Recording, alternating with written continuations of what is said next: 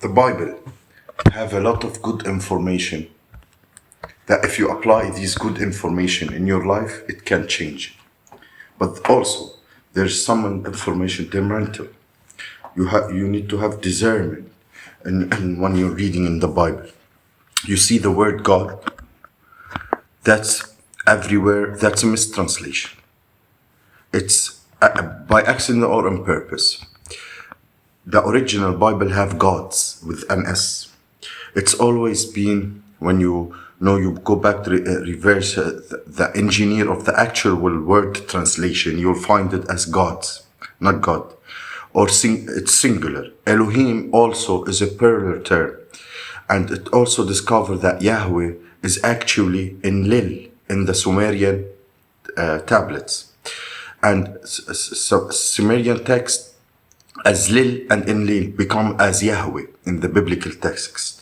So all these correlations between different ancient characteristics and Sumerian texts and the biblical text, you'll find the book in Deuteronomy that these gods were fighting each other over resources and people. If anyone who read the book of Deuteronomy, you begin to realize that this is not the creator of all things in the universe.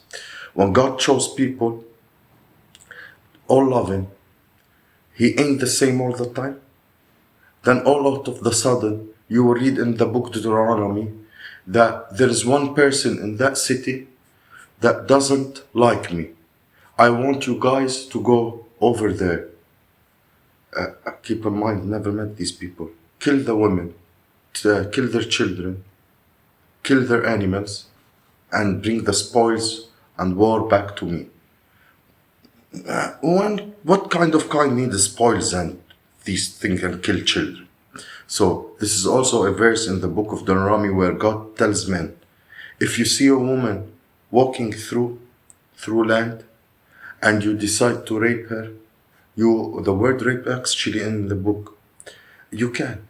And if you rape her, you can decide to make her your wife, keep her as your wife. And you have rape and abduction. And now you're telling yourself, the creator of the universe, creator of all things, who has all power, all knowing, omnipotent, omniscient, omnipresent, why the word, write stuff, and the ability to put his book in writing. But in some cases, we're not talking about the creator of the universe. We have to be able to discern, the eye to see that some of this is manipulated by the power of people to put on the top of other people. In the New Testament, Jesus says, honor your slave master as you honor me. Do you think Jesus would really say stuff like that? I don't know. His message was pure and clean and clear. And he is trying to usher back to a level of Christ consciousness back in humanity. The second return is reach the level of Christ consciousness that will return in every mind of every single one of us, in the back of our mind, not in a physical form. So for people to take these words and screw it around and make it into slavery, that's impressive. Anyway, we see the injection of human minds, not the creator of the universe. You have to be discerning. Who's Jesus to me? His name is Yeshua. Jesus is first J as a recent letter. J is not the Old Testament. So originally Isus. Isus means hail Zeus. So you're calling on Zeus when you say Jesus. So one of the Sumerian people who converted to the Greek gods. But his name is Yeshua HaMashiach. So Yeshua's name is a very powerful person, very spiritual, high level of knowledge, a student of the Egyptian mysteries. When Jesus disappears from the Bible, he actually ends up in Egypt. You can find this information in a book that was kept out of the biblical text called The Gospel of the Holy 12. When the gospel of the Holy 12 shows up in Egypt, and we know that is the fact that if you go there in a tour through Egypt, and there is a house that Jesus lived in, and people are going to see it, worship, and people are going to visiting and to sing, and he laid in there. So, you know, the past that you go that at a huge sign in the Catholic Church where it is in Egypt, where when he was there, he went there to learn the Egyptian mysteries. Who taught the Egyptian mysteries? Who taught him? Thoth, the Atlantean priest king, who wrote this book about the teacher of the Egyptian mysteries, or the ancient mysteries, or it's called, and he lives there, and he goes to Tibet to learn in Reiki healing, which is confirmed by the Dalai Lama, if you look into it, and then into the mystic arts and teaching of reincarnation of the way back. And then the Bible picks him at the age of 32, and I call my son out of Egypt. He shows up on the back of a donkey, claims himself to be a Messiah. So it's a big story that we had a big message. I don't think that people have to grasp it. If you look into it, you will find it. It's physical. It's not like he is coming back now. Christ will return. Christ consciousness. Yes. If you will ask me, where did you read this? What you're saying, where did you read this? It said this. The Gospel of the Holy 12.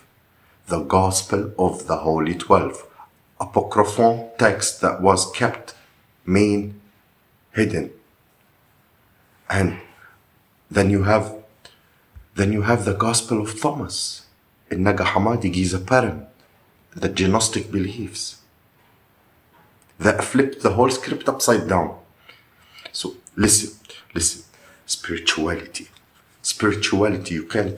you can't pick a certain book of a certain religion or certain spirituality. You have to read everything. You have to be open-minded, open heart, and looking at all the stories, at all the teaching, and connecting the dots. And all these will take you back to the ancient time. Ancient Egyptian, actually the Kemnites, you will realize that those was Kemnites. They called them Egyptian, the Greek called them Egyptian.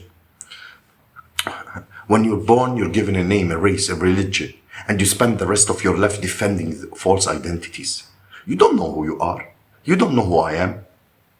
You were given your name, as I was given my name.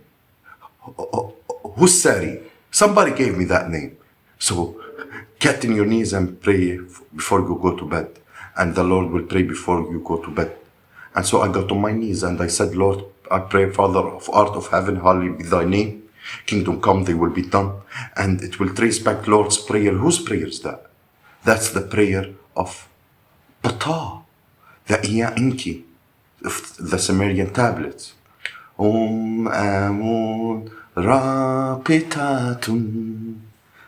Praying to God, as you're saying the prayer of Ptah when you're praying to God. So we've been brainwashed and programmed for generation to getting handed down this system of where we're given the false creation of who we are, and we believe it wholeheartedly to fight to the absolute death of people. People will die over those things. People are making wars over these things, of their own, initially or originally. So it's a dangerous thing, because we have a lot of people walking around. They just took the programming code, and they don't even understand really who they are and what's it's all on about. Many people are walking in their passion. So many people don't even know what their passion is, because they have been given and told what their passion is gonna be, and they have no clue how to find who they truly are, or where we would love to involve in the passion of truly have who am I? Walking around and having no clue, just from the matrix they fed me. Then who had discovered who they are. And the beginning outspaces the divine light start igniting inside of you. Finding what your passion, what's your purpose, and access that power and spread that power throughout the world. Because that's what you're supposed to do. To spread knowledge all over the world. So